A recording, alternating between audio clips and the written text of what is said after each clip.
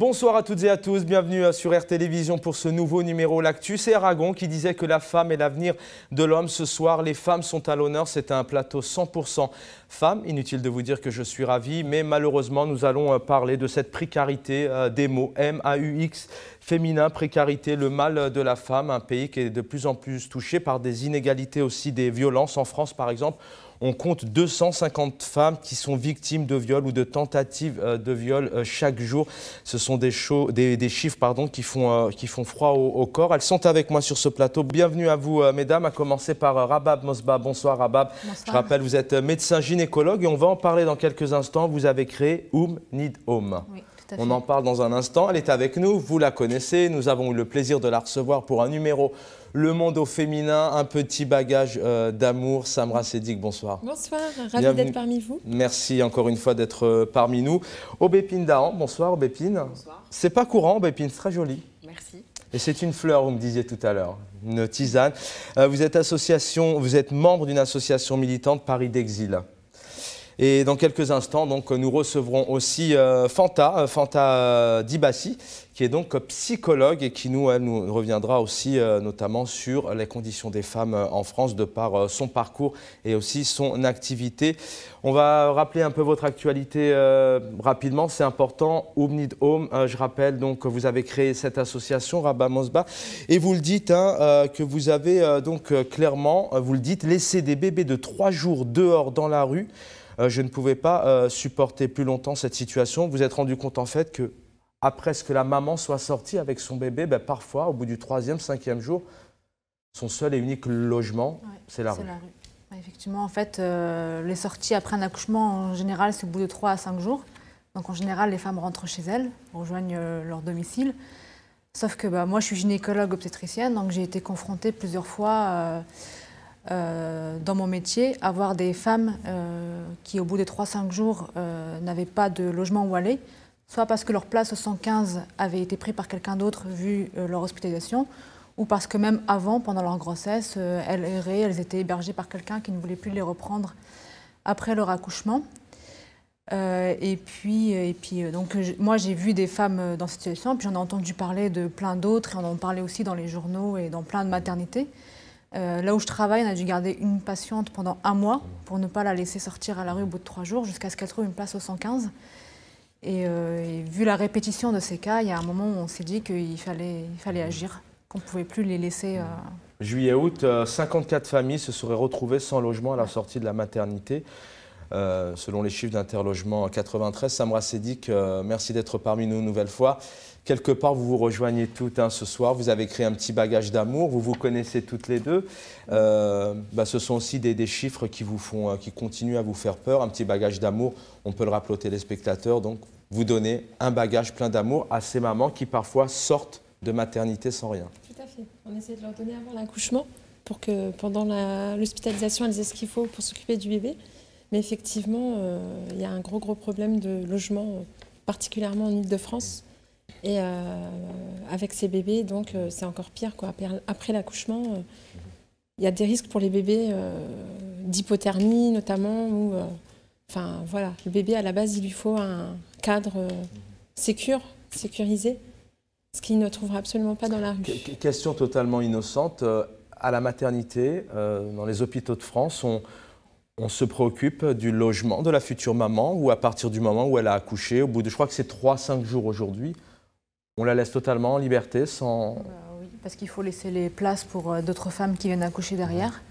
Et il y a des assistants sociaux normalement dans les hôpitaux qui repèrent les femmes qui sont en errance et qui font une demande auprès du 115, une demande qui sera un petit peu plus écoutée ou prioritaire que si elle est faite directement par la personne. Mais c'est vrai qu'il n'y a pas toujours des solutions. Mais il y a quand même quelque chose de prévu par rapport à ça. Et moi, j'ai déjà vu qu'on garde des femmes, mais c'est minoritaire, quoi. Qu'on les garde longtemps à la maternité pour pas qu'elles sortent sans rien. Mais on ne peut pas le faire pour tout le monde. Donc, les assistantes sociales, parfois, passent des journées entières à composer le 115, à attendre que ça décroche. Ça peut être des heures et des heures d'attente. Le 115 qui fait un gros boulot, mais qui est malheureusement surchargé et débordé. En tout cas, effectivement, avoir un bébé à la rue au bout du 3e, 5e jour de sa vie, c'est C'est impossible à vivre. On ne peut pas imaginer que ça existe en fait. C'est vrai, je ne sais pas si tu te souviens, ce qui m'a fait le déclic, c'est quand tu m'as dit on m'a contacté pour demander une poussette pour pas que le bébé dorme sur le trottoir. Voilà. Ouais. Et là, je me suis dit, on est arrivé à ce point de... Ça, c'était la goutte d'eau. Ouais, exactement. L'assistante sociale aussi était tellement désolée, tellement dépourvue. Ouais. Comment ne pas parler de vous, Aubépine Dahan? Vous êtes donc militante au sein de Paris d'Exil pour les droits des personnes exilées. On est dans une période malheureusement où les migrants sont stigmatisés, où pour certains ils posent des problèmes, en tout cas notamment en France, et la libre circulation. D'abord quelques mots sur Paris d'Exil, c'est important de souligner vos travaux. Donc c'est une association qui s'est créée à partir d'un collectif solidaire. Donc un collectif, c'était tout simplement des personnes qui se rendaient sur le campement de la place de la République en octobre-novembre 2015. Quand ce campement a commencé à s'installer tout doucement, puisque la police interdisait toute tente. Donc au départ, c'était uniquement des personnes dans des sacs de couchage. Donc ces personnes se sont retrouvées tous les jours pour apporter des plats chauds, des vêtements. Et puis petit à petit, la rencontre s'est faite avec les personnes exilées.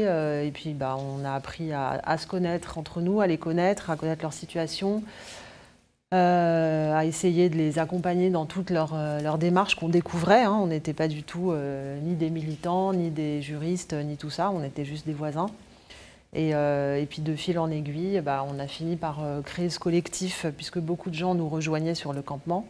Et plusieurs branches se sont mises plusieurs pôles se sont constitués, les mineurs isolés, les familles, les adultes. Et puis petit à petit, on a vu apparaître la problématique de Dublin, du règlement de Dublin qui empêche beaucoup de gens de déposer leur demande d'asile en France. Et puis la problématique des centres de rétention, des expulsions.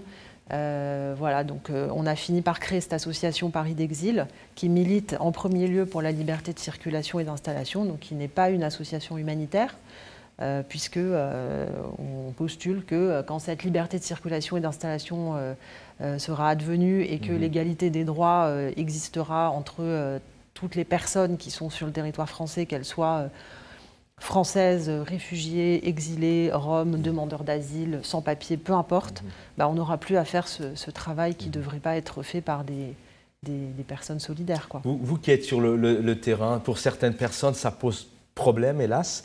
Ce sont des hommes, des femmes qui ont dû quitter leur pays parfois. Ça reste tout de même une richesse pour un pays comme la France ou pour un des pays de l'Europe qui sont... non seulement c'est une richesse, mais c'est une richesse dont la France se prive, puisque d'une part, elle n'accueille pas les gens, donc elle fabrique des problèmes qui seront beaucoup plus compliqués, beaucoup plus coûteux à résoudre. Dans 10 ans, une fois que la grippe se sera transformée en pneumonie et que l'enfant sans hébergement sera transformé en gamin qui a grandi sans tuteur autour de lui. Et d'autre part, la France attire peu les exilés, en fait. Donc il y a peu de gens qui viennent en France, trop peu, compte tenu de... Vous interviewez n'importe quel démographe, économiste, etc. Mais ça ne percole pas, si on veut, jusqu'au discours des politiques. Mais tout le monde, toutes les personnes qui étudient la question de la migration savent que démographiquement, économiquement, on a besoin de nouvelles personnes.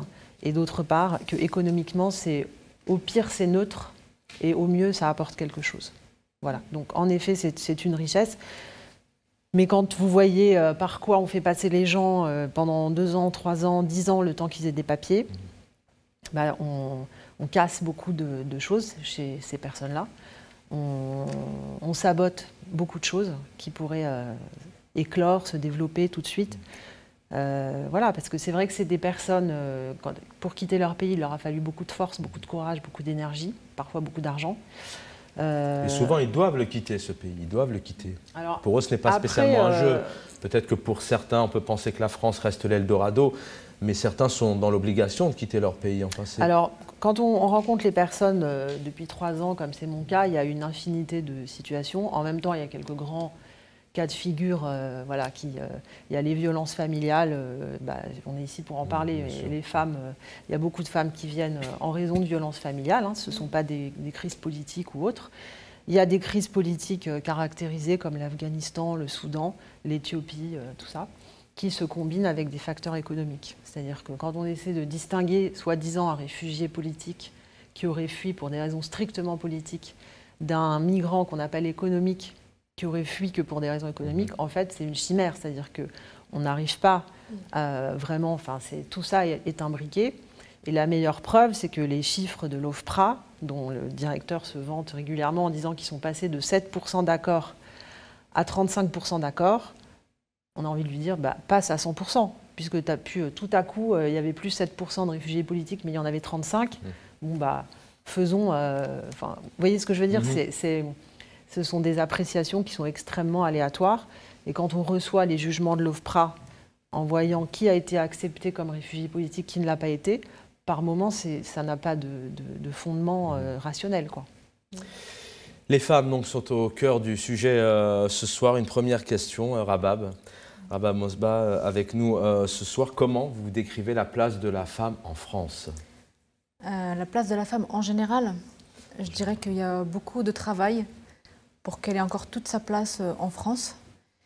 Et que plus une femme va accumuler, va subir des discriminations et moins sa place, logiquement, va être bonne.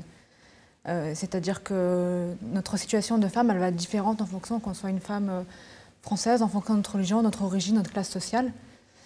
Et certaines femmes vont cumuler toutes les oppressions, toutes les discriminations. C'est-à-dire qu'une femme exilée, pauvre, seule, à la rue, avec un bébé, c'est elle qui va subir de plein de faits toutes les violences, tout type de violences, qu'elles soient financières, physiques, sexuelles, en France. Même question, Samra Seddik. Alors je sais que c'est peut-être une grande question même philosophique qui mériterait des heures de débat, mais on sait que la France a eu du retard sur le droit de vote aux femmes, sur des choses un peu parfois simples. Comment vous décrivez la femme est énormément mise à l'honneur tout de même. Chaque année, bon, malheureusement, on a cette date du 7 mars, du 8 mars. Du 8 mars. Bon, je dis malheureusement parce que je pense qu'on devrait s'en passer. La femme devrait être mise à l'honneur tout au long de l'année. Mais comment vous décrivez la femme aujourd'hui, la place du moins de la femme en France? Disons que par rapport à certains autres pays, la place n'est pas à plaindre. Mais il y a encore beaucoup de progrès à faire. Il y a encore beaucoup de luttes à mener, notamment, je pense, par exemple, aux égalités salariales, tout ce qui est congé parental aussi. Quand on voit une mère au foyer, ce qu'elle gagne quand elle s'arrête de travailler pour élever ses enfants, c'est dérisoire, quoi. Ça devrait être plus mis en valeur. Même question pour vous, Obépine Dahan. La place de on va revenir sur ces différents points que vous évoquez, les salaires, les différences, la discrimination, la violence conjugale. On va y revenir dans quelques instants, mais peut-être une petite définition, un aperçu de la place de la femme en France. Je suis d'accord avec toi, Samra. Il y a un cadre qui existe, qui est protecteur et qui, en théorie, assure l'égalité homme-femme. Après, on sait très bien que dans la pratique, il y a des choses qui ne vont pas, comme l'inégalité salariale. Et sur, je dirais, tout ce qui est autour de l'accueil de l'enfant, qui est quand même fortement désiré par la société. La société aime bien qu'on fasse des enfants pour tout un tas de raisons. On s'aperçoit à l'arrivée de l'enfant que, en fait, le poids, la charge que ça représente va reposer à 80% sur les individus et sur le couple et au sein du couple sur la femme. Et donc ça, c'est quelque chose qui n'apparaît pas forcément au grand jour, dont les gens ne prennent pas forcément conscience. Il y a beaucoup de gens qui vous disent « oui, c'est normal, je m'occupe de mon enfant, je suis la mère » et tout ça, qui essentialisent cette chose-là et qui ne se rendent pas compte qu'avec le système du congé maternité, qui ne concerne que les femmes, le congé paternité de 11 jours, le fait que ça soit extrêmement stigmatisé au boulot de prendre son congé parental quand on est un père, tout un tas de mécanismes qui ne sont pas des mécanismes officiels, qui sont un peu institutionnalisés, aboutissent au fait que, en fin de compte, tout le travail que représente l'accueil de l'enfant va reposer, j'ai dit à 80%, c'est une image, mais disons en grosse majorité sur les femmes, et que, selon moi, il y a toute une vision à reconfigurer, c'est-à-dire qu'accueillir un enfant, c'est quelque chose de fantastique. Aujourd'hui, quand on s'arrête de travailler ou qu'on travaille moins pour élever son enfant, on est considéré un peu comme une ratée, donc déjà ça ne va pas. Et donc pour moi, il y a toute une vision qui est à reconfigurer, que les gens soient fiers de dire moi je m'arrête parce qu'en fait j'ai eu un enfant et que c'est hyper important d'exercer ma parentalité et qu'il n'y a pas de parentalité sans temps passé avec son enfant. On ne peut pas, je veux dire, indéfiniment se faire remplacer par d'autres gens, par des structures, par la famille, etc. À un moment donné, la parentalité, c'est le temps qu'on passe avec son enfant. Et ce temps-là, il ne peut pas être au boulot, il ne peut pas être dans les transports, il peut pas, voilà, tout ça, ça compte pas, c'est le temps. Ça ne se remplace pas. Et la France est vraiment en retard par rapport à certains pays comme les pays nordiques, où là, le congé maternité est vraiment bien mis en valeur, où elles ont quasiment, on va dire, 1 an à temps plein à pouvoir s'occuper de leur enfant. Et les pères aussi. Et les pères aussi, oui. Puis les structures aussi pour l'accueil de l'enfant qui sont collées au travail. Et puis on a l'impression que parfois donner en tout cas mettre des moyens à disposition des mamans, parfois c'est limite c'est un plus. Il faut trouver des moyens, c'est difficile, est-ce que c'est possible, c'est pas possible? Non mais alors la France, il faut souligner que la France bénéficie d'un truc qui est assez rare par rapport aux autres pays européens, c'est l'école à partir de 2-3 ans. Ça, il faut aller voir ce qui se passe en Italie, en Allemagne, en Autriche, c'est assez terrifiant. C'est-à-dire qu'une femme, elle est obligée de choisir entre faire un enfant ou avoir un boulot, enfin avoir une carrière. Parce que jusqu'à 6 ans, il n'y a pas de système public. Une fois qu'ils entrent à l'école, c'est jusqu'à 1h de l'après-midi. Après, il faut payer pour les heures en plus. Donc globalement, il y a un autre système, la femme qui fait un enfant, dans la mesure où c'est elle qui est assignée à s'occuper de cet enfant, bah, en gros, elle est coincée, quoi. Et ça, en France, l'existence des crèches, même si elles sont insuffisantes, mais quand même, et de l'école maternelle à partir de 3 ans, voire de 2 ans dans certains cas. Après, je ne sais pas si c'est ce qu'il y a de mieux pour les enfants, mais en tout cas, pour les femmes, c'est bien. On s'aperçoit que ça libère les femmes des solidarités familiales, des dépendances familiales, et que ça leur permet d'avoir des carrières beaucoup plus épanouies que dans les autres pays. Donc ça, il faut quand même le dire, mais il faut progresser, quoi. Des chiffres qui font froid dans le dos, 254 femmes sont victimes de viols ou tentatives chaque jour. Seulement 1% des viols sont condamnés. Ce sont notamment les violences conjugales, les violences à l'extérieur. Aujourd'hui, les femmes, c'est très difficile pour elles de s'exprimer, de porter plainte. On sait très bien que parfois, pour porter plainte, c'est une main courante, 10 mains courantes, 50 mains courantes. La police qui est débordée aussi. On le disait tout à l'heure, il y a un système en France qui est mis en place, ne généralisons pas. Il y a énormément de choses positives dans la santé, le social, dans la protection, la sécurité. Mais ça reste un point de faiblesse tout de même des femmes qui subissent des violences conjugales pendant des années, qui subissent aussi du harcèlement et qui malheureusement n'ont pas d'issue. Alors on parle de ce sujet-là. Justement, hier, je lisais dans les actualités qu'il y avait une femme dans les Yvelines qui avait été tuée par son mari. Du coup, ça m'a questionnée aussi. J'ai l'impression que les services de police, tout ce qui est violence conjugale, ils ne vont pas au bout, quoi. Ils ont peut-être beaucoup d'autres choses à traiter pour eux qui leur paraissent peut-être plus importants, je ne sais pas. Mais ce n'est pas la première fois qu'on n'entend pas, c'est comme des appels à l'aide, en fait, qui ne sont pas du tout entendus. Et je ne sais pas, il y a combien de femmes qui meurent sous les coups de leur conjoint par jour? Tous les 3 jours, je crois. Oui, c'est ça. Enfin, c'est énorme. Il n'y a pas les mesures qui doivent être prises ne sont pas prises quand il le faut. Et c'est un chiffre qui est trop haut. Et vous dites que les femmes portent plainte, qu'il y a un certain pourcentage, mais pour revenir au sujet de ces femmes exilées qui, elles aussi, sont beaucoup victimes de violences, elles sont très peu à porter plainte, encore moins. Je pense qu'il y en a même 0%. Là aussi, je pense que ça dépend beaucoup. Disons 0,5%. 0,5%. Ouais. Selon vous, qu'est-ce qui fait qu'effectivement les femmes, alors l'engrenage, les violences morales, les petites violences physiques, même si toutes les violences, qu'elles soient morales ou physiques, on est d'accord, elles sont à bannir et elles sont inqualifiables. Mais qu'est-ce qui manquerait? Alors, est-ce qu'aujourd'hui, on a un gouvernement qui fait un travail dans un sens, mais qui n'est peut-être pas assez de mandat en mandat, de présidence en présidence, qui n'est pas assez de moyens? Qu'est-ce qui fait qu'aujourd'hui, une femme, elle se retrouve toute seule et elle rentre dans cet engrenage où elle peut subir 1 an, 2 ans, 5 ans de violence parfois? Moi, je voudrais revenir sur les violences conjugales. C'est que j'ai l'impression que dans la société où on vit aujourd'hui, on a tendance à faire porter la responsabilité à la femme. En tout cas, ça revient régulièrement, c'est pourquoi vous ne l'avez pas quitté plus tôt, pourquoi vous n'avez rien fait plus tôt, ou pourquoi vous êtes revenu avec lui. Et donc souvent, ces questions font que les femmes n'osent pas en parler et osent moins encore porter plainte, surtout que quand elles vont porter plainte, souvent leurs plaintes ne sont pas entendues ou qu'on va leur poser des questions qui vont leur faire culpabiliser. C'est vrai dans les violences conjugales, mais aussi dans les cas d'agression sexuelle. On va leur poser des questions du style « vous étiez à telle heure, comment vous étiez habillé, pourquoi vous étiez là à cet endroit-là ».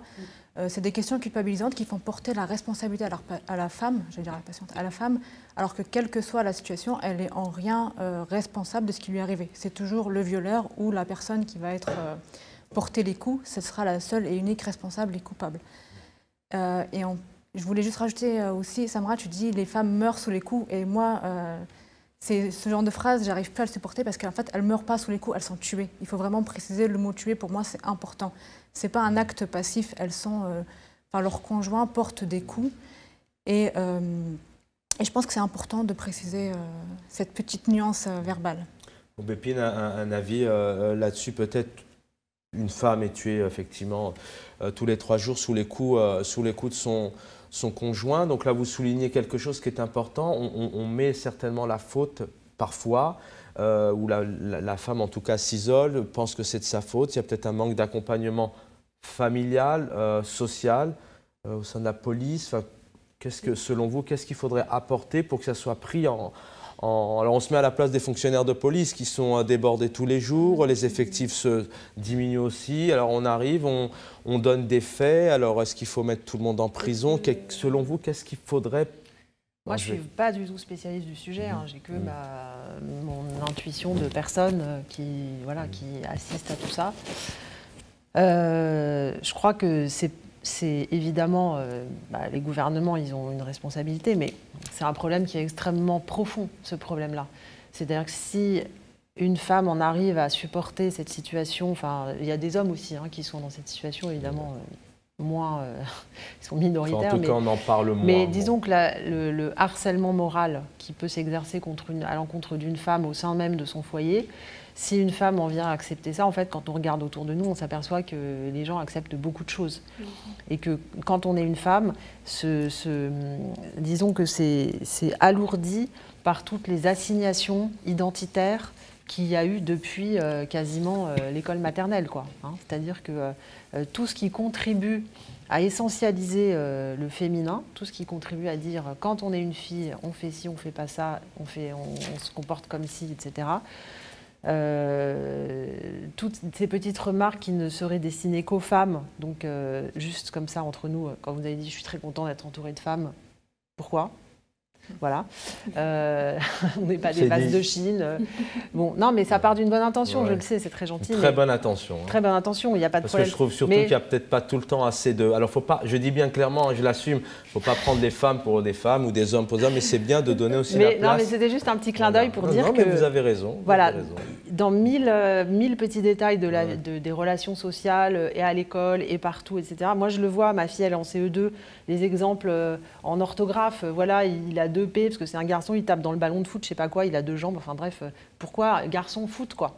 On peut pas trouver autre chose. Je sais que ça fait un peu extrémiste, mais en fait, le ménage, il doit être fait du sol au plafond, quoi. Oui, mais c'est intéressant, moi, je vous rejoins totalement. Et donc, le gouvernement, moi, je veux bien, mais je veux dire, tout ça, c'est un travail sur les représentations qui prendra beaucoup de temps, parce qu'on hérite quand même d'un système patriarcal qui a des milliers d'années. Donc, on ne va pas le changer en 10 ans. Mais voilà, c'est un travail de fond qui doit se faire partout et qui commence par une prise de conscience. Voilà. C'est mon avis de... Voilà, je ne suis pas du tout spécialiste. Et après, sur la situation particulière des femmes exilées, donc comme je le disais tout à l'heure, il y a pire que d'être une personne exilée, c'est d'être une femme exilée, puisque les situations de violence conjugale qu'on rencontre... aussi parmi les familles exilées et les couples, les femmes sont encore plus dépendantes. Parfois, elles ont fui des violences familiales. Parfois, elles arrivent ici, elles sont victimes de violences familiales ou de violences sexuelles. Elles n'ont peut-être pas de pouvoir de parole, peut-être pas... En fait, il est là. C'est avoir un pouvoir de parole, c'est s'exprimer, s'imposer. Alors, une personne exilée, déjà, accède très difficilement à ses droits en France parce qu'elle ne parle pas français. Le système de droit français, il est magnifique pour les gens qui parlent français. Voilà. Et en préfecture, vous arrivez même au bureau des demandes d'asile. Il y a la loi Toubon. Ici, on parle français. On a envie de dire, mais là, c'est les gens qui viennent demander l'asile. Donc, ils ne parlent peut-être pas tout de suite français. Ils doivent attendre d'avoir une maîtrise en français avant de demander l'asile. Ça va prendre un peu de temps. Donc voilà. Donc, ces personnes exilées, elles ont du mal à accéder à leurs droits. Et une femme encore plus. Et puis elle va parfois être dans la dépendance, soit par rapport au papier, soit par rapport à l'argent, soit la CAF, elle verse au couple, à l'homme. Enfin, vous voyez, il y a tout un tas de petites choses comme ça. Parfois, c'est aussi l'homme, il arrive parfois que ce soit l'homme qui gère aussi. Enfin, c'est... C'est 1000 choses qui font que pour une femme exilée, ça sera encore plus impensable d'aller porter plainte. Mais nous, on a déjà accompagné de très rares cas de femmes qui ont accepté de porter plainte. Et puis en plus, elles savent que si elles portent plainte contre un homme qui est demandeur d'asile ou qui vient juste d'avoir ses papiers, bah, ça peut aussi le mettre en risque d'expulsion. Donc c'est une responsabilité qui est hyper lourde. Donc tout ça évidemment complique les choses. Et puis parfois dans les familles, une maman va hésiter de porter plainte aussi pour ses enfants. Ça peut arriver pour moi protéger. j'ai constaté aussi, j'ai entendu des témoignages où les femmes ne sont même pas soutenues par leur propre mère, qui leur dit mais regarde, ton père il m'a battue jusqu'à maintenant, je suis toujours vivante. Donc c'est vraiment des cultures. Bon, je parle de femmes qui viennent d'ailleurs, mais je pense qu'en France il y a aussi ce phénomène-là. C'est bon, voilà, on n'en a pas compris que c'est intolérable, quoi. Oui, il faut avancer, il faut vivre, tu as une famille, tu as un couple, tes enfants, ne va pas tout... C'est normal de se disputer, il y a toujours des tensions, et puis on banalise le truc. Et puis, c'est vrai que... C'est intéressant ce que vous, avant de vous libérer, c'est intéressant ce que vous disiez il y a quelques instants en reprenant effectivement mon lancement. Et c'est important parce que c'est vrai que peut-être que les choses sont beaucoup plus profondes, ces petites choses qui peuvent être cassées de sexisme, des mots, des paroles, etc. Il y a une rééducation en fait. Je vous posais la première, tout au départ de l'émission, cette première question, la place de la femme. Mais c'est vrai que d'année en année, c'est des petites choses comme vous disiez qui font... Oui, et je pense que c'est chez les femmes elles-mêmes. C'est les femmes elles-mêmes qui entretiennent ce système. Ça, c'est très important aussi d'en prendre conscience. C'est que les femmes, elles ont un pouvoir qui est phénoménal. C'est qu'elles éduquent les enfants dans leur plus jeune âge. Donc, c'est elles qui font les garçons, c'est elles qui font les filles. Et donc, le jour où elles arrêteront de transmettre ces modèles patriarcaux, on aura avancé, quoi. Et je pense que c'est à la fois prendre conscience de son pouvoir et aussi de sa responsabilité. Dans la reproduction de ces représentations. Alors on parlait tout à l'heure des lois, notamment des gouvernements qui se succèdent. Alors ce point il est important car les années passent, les décennies passent et les chiffres sont toujours aussi présents. On parlait d'une femme tuée tous les 3 jours, il y a 250 actes de violence sexuelle tous les jours en France.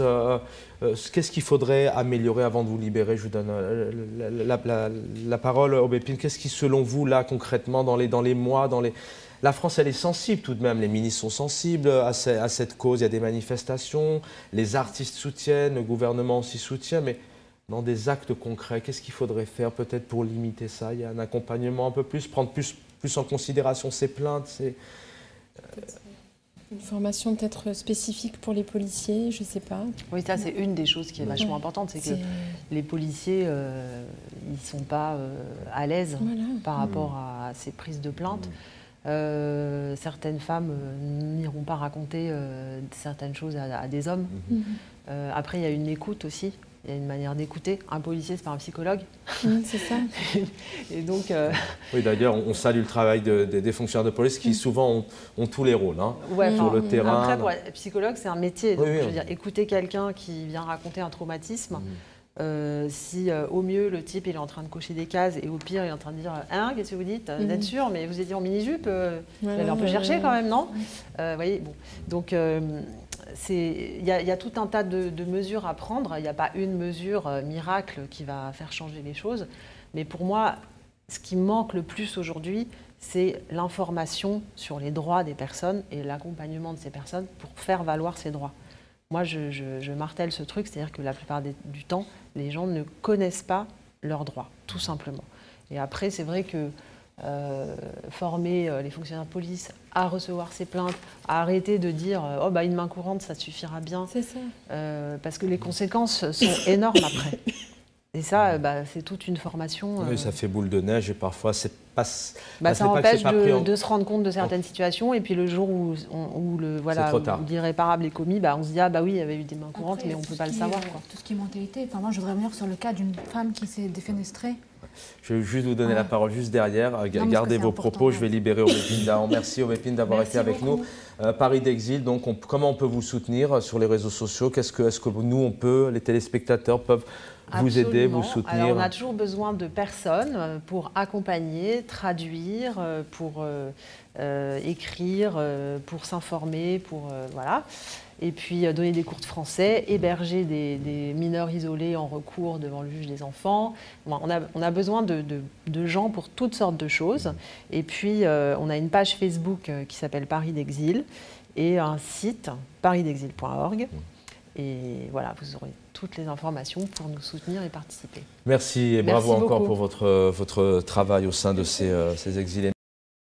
La soirée continue, l'actu continue avec les femmes et pour les femmes ce soir, on évoque les conditions des femmes, leurs difficultés notamment. Il y a quelques instants, il y avait sur ce plateau Obé Pindaon qui nous a donc quitté de l'association Paris d'Exil. Elle vient de nous rejoindre, Fanta Dibassi, bonsoir. Bonsoir. Bienvenue à vous, Fanta. Je rappelle, vous êtes donc psychologue, doctorante en psychologie sociale et vous étudiez la langue arabe et vous êtes notamment sensible à des thématiques, notamment le problème identitaire, la place de la femme, les femmes qui subissent. Première question, comme je le posais à nos autres invités tout à l'heure, comment vous voyez la place de la femme en France aujourd'hui d'un point de vue général? Alors, ravie d'être parmi vous sur ce plateau. Donc, pour répondre à cette première question, je suis très sensible à ce sujet, car je pense que la femme occupe une position assez précaire aujourd'hui en France, une position de fragilité. C'est un petit peu comme elles l'ont dit tout à l'heure, mes camarades, si je peux dire ça comme ça.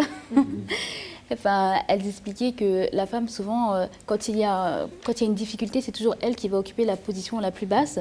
Et je les rejoins par rapport à ça, c'est-à-dire qu'on soit dans le monde du travail, qu'on soit dans le monde privé ou à l'école, les femmes ont toujours la position la plus basse, elles doivent toujours redoubler d'efforts. C'est très difficile d'être une femme aujourd'hui. Moins difficile que dans d'autres pays, bien sûr, mais c'est quand même une position difficile. Mais pour un pays comme la France, c'est d'autant plus difficile. Avant de vous recevoir, on évoquait ce point essentiel. Alors, on va évoquer les disparités salariales dans quelques instants, notamment aussi les problèmes avec les mamans qui ont des difficultés avec leur bébé, puisque c'est elles qui donnent la vie. Peut-être un mot, un regard sur ces femmes que vous rencontrez qui subissent des violences conjugales, aussi des violences à l'extérieur. Qu'est-ce que vous disent ces femmes? Est-ce que vous pensez qu'aujourd'hui, on peut arriver à limiter ces chiffres? On le disait, il y a une femme qui est tuée tous les 3 jours par des coups, notamment subis par son conjoint. Oui, je pense qu'il y a une construction qui est faite, une construction psychique, qui font que les femmes ont tendance à accepter ces violences qui leur arrivent, qu'elles subissent. Lorsque je rencontre des femmes dans mes consultations qui sont dans des positions d'injustice, souvent elles vont dire je ne sais pas comment faire, je n'ai pas le choix, ou bien je dois patienter, je dois supporter, j'ai le devoir, qui est une construction qui a été faite depuis qu'elles sont nées. Construction psychique, j'aimerais bien que vous étayiez là-dessus, c'est important, ça veut dire que depuis toute petite, de génération, de rencontres, d'environnement, en environnement familial aussi, on invite quelque part ces jeunes filles, ces jeunes femmes, ces mamans à accepter? Quelque part, oui. C'est triste, mais c'est comme ça. C'est-à-dire qu'il y a quelque chose qui se joue dans l'éducation. On n'éduque pas les filles et les garçons de la même façon. Donc quand on éduque une fille, on lui dit souvent tu dois bien te tenir, tu dois parler comme ceci, il y a la vaisselle à faire ou il y a des choses, je ne sais pas, à faire. On va souvent envoyer la fille. Donc elle grandit en pensant que c'est son rôle, qu'elle doit patienter, supporter. Et on lui dit surtout, quand demain tu te maries, il faut que tu sois gentil, il faut que tu serves ton mari, il faut que ceci, il faut que cela.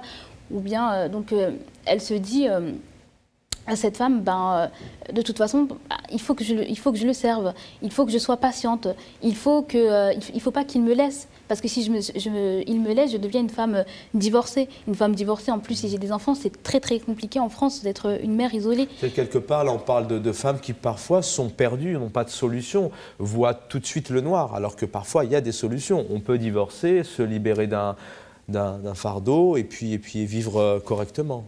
Oui, tout à fait. Il faut peser la balance, il faut peser le pour, le contre, mais souvent, il y a des femmes divorcées qui s'épanouissent très bien et se remarient, quoi. Contrairement à ce qu'on leur fait croire au début, tu vas divorcer, tu vas trouver plus personne. C'est révolu ce temps-là, et heureusement. La monoparentalité, on voulait vraiment, avec Aziza, la rédaction, vraiment mettre un point là-dessus. D'après le Haut Conseil de l'égalité, les femmes représentent 85% des chefs de famille monoparentales.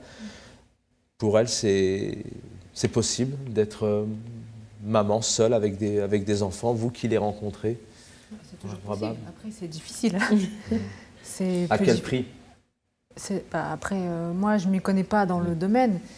Mais pour celles que je rencontre, c'est plus difficile parce que, comme disait Aubépine tout à l'heure, il faut s'occuper des enfants, mais comme elles sont seules, il faut aussi qu'elles travaillent pour subvenir aux besoins de la famille. Souvent, après, je ne vais pas faire de généralité, mais souvent, elles sont quand même isolées, c'est-à-dire peu de familles qui les aident. Souvent, la société a tendance à les stigmatiser. Toujours, soit parce qu'elles ne s'occupent pas bien de leurs enfants, ou soit au travail. Enfin, il faut qu'elles fassent un choix. Et là, elles se retrouvent à porter... au lieu d'être un couple, elles sont toutes seules à porter... Mais c'est dans ce sens que je vous interpelle. Vous êtes... alors, Samra s'est dit que vous êtes maman. Oui.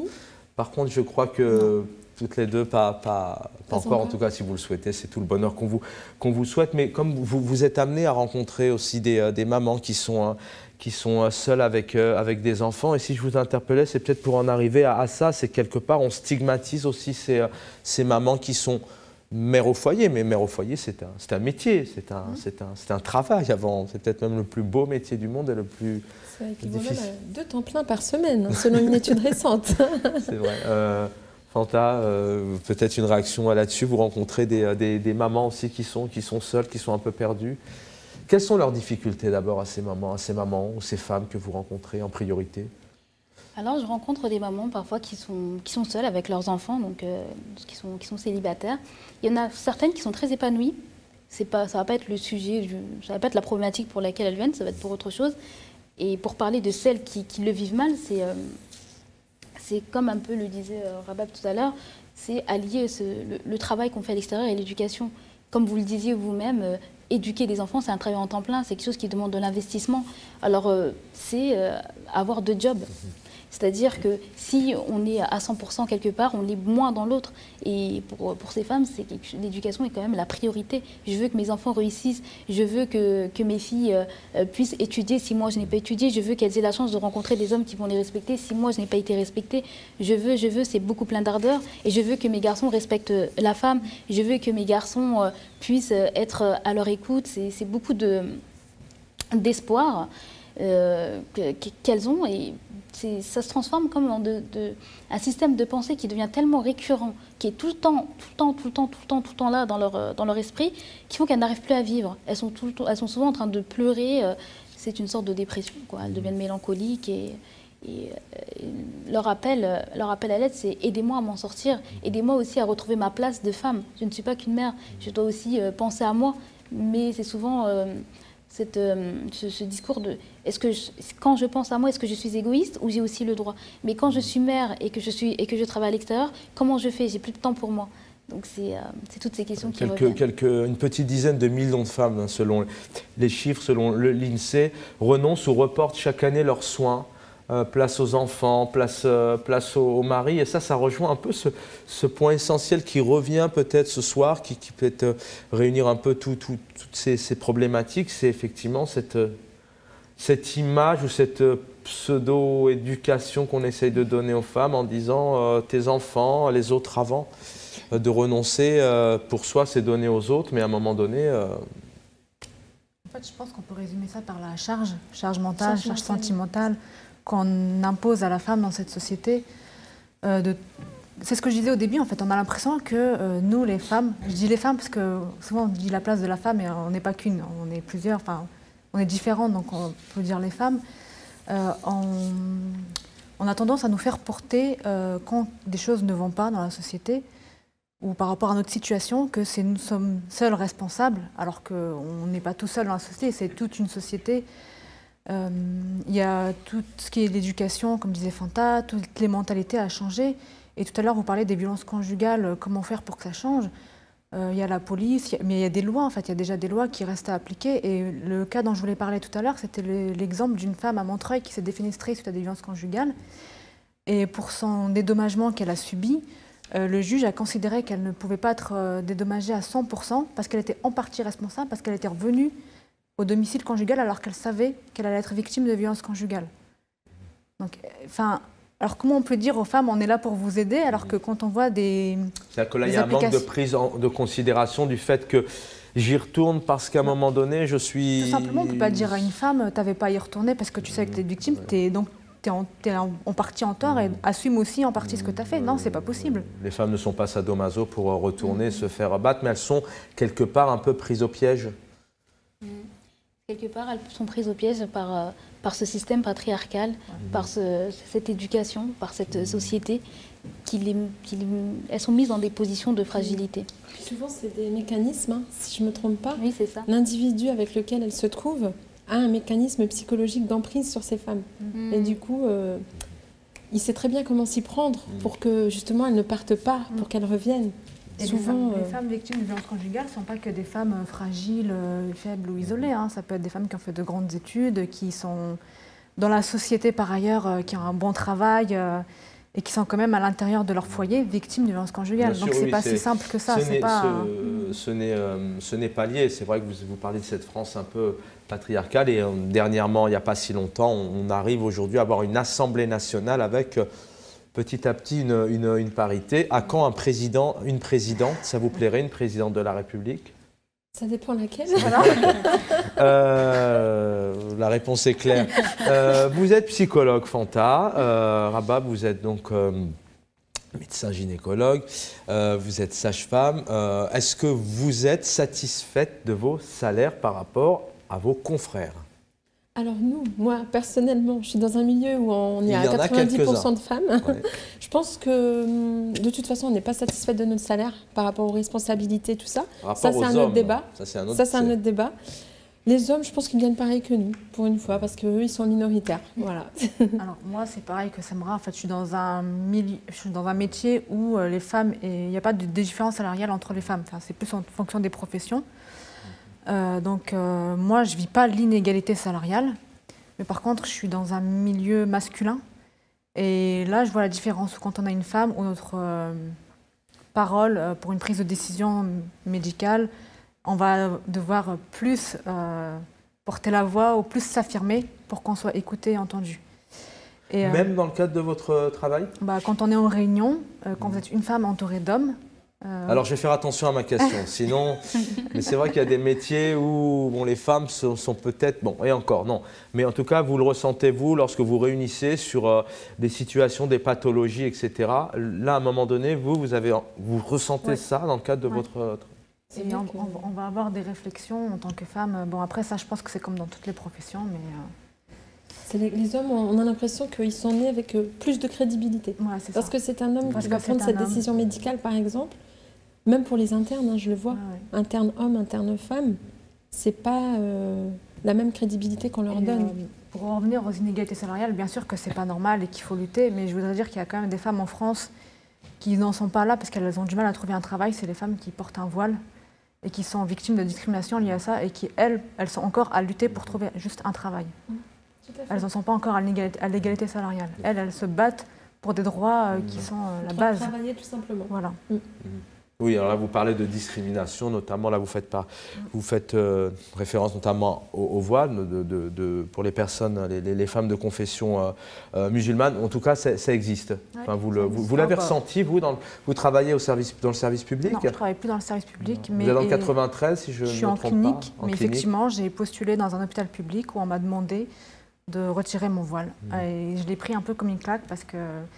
Avec 12 ans d'études, 2 concours, les mêmes examens que mes collègues, je ne pensais pas que... Mais c'était un hôpital, qui plus est, était en gros déficit de gynécologue. Qui avait absolument besoin d'un gynécologue. Et ça, quelque part, qu'est-ce qui vous gêne là-dedans qu'on fasse allusion à votre tenue vestimentaire avant votre... Ou est-ce qu'on vous dit clairement, parce que la tenue vestimentaire c'est une chose, la religion c'en est une, mais à ce moment-là on fait référence à votre confession. En fait, on assimile, c'est-à-dire qu'à une tenue vestimentaire, en fonction de si on est blanche ou arabe ou noire, on va pas, une blanche qui va porter un turban, on ne va pas forcément dire que c'est une musulmane.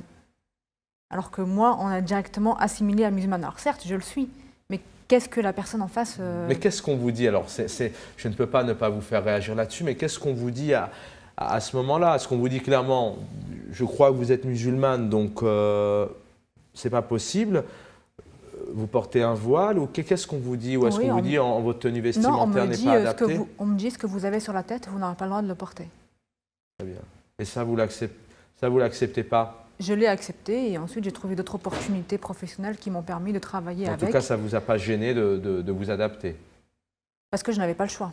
Et qu'à 12 ans d'études, je n'allais pas rester sans travail. Très bien. Mais je ne l'accepte pas parce que ce n'est pas fondé.